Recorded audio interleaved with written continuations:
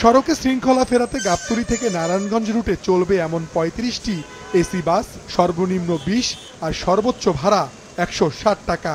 এই রুটে চলাচলকারী অন্যান্য বাসও আসবে একটি সার্ভিসের আওতায়।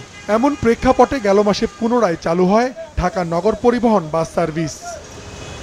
তবে চালুর ১ মাসের মাথায় অনেকটাই গতিহীন এই বাস সার্ভিস। প্রতিদিন চলছে মাত্র ৩ থেকে ৮টি বাস। কোনো বাস স্টপেজে নেই নির্ধারিত টিকিট কাউন্টার, কোথাও আবার নেই টিকিট কাটার কর্মী। প্রতিদিন 3 থেকে 11টা টিপ হয়। ব্যানার নাই, মানুষ বুঝবে কিভাবে এটা যে স্টপেজ? ব্যানার লাগানো হয়েছিল, নিয়ে গেছে গা।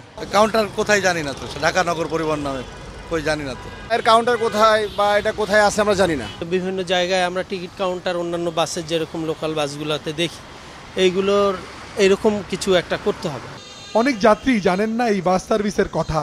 যারা জানেন তারা দীর্ঘক্ষণ অপেক্ষার পরও বাস না পেয়ে উঠছেন বিকল্প বাসে। তাই বেশিরভাগ সময় ফাঁকাই চলছে ঢাকা নগর পরিবহন বাস। ওই রুটে চলাচলকারী অন্যান্য বাসও আসছে না এই সার্ভিসের আওতায়।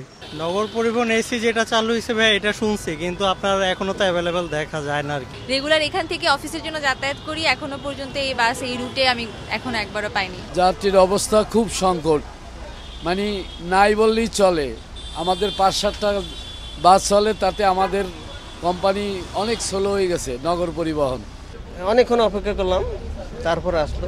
এই বাসে আমি প্রথম উঠলাম, আর আমার কাছে মনে হচ্ছে ভাড়াটা একটু বেশি। সংশ্লিষ্টরা বলছেন যথাযথ ব্যবস্থাপনার মাধ্যমে ঢাকা নগর পরিবহন বাস সার্ভিসকে কার্যকর করা গেলে সুফল পাবেন যাত্রীরা, কমবে ভোগান্তি, সড়কে ফিরবে শৃঙ্খলা।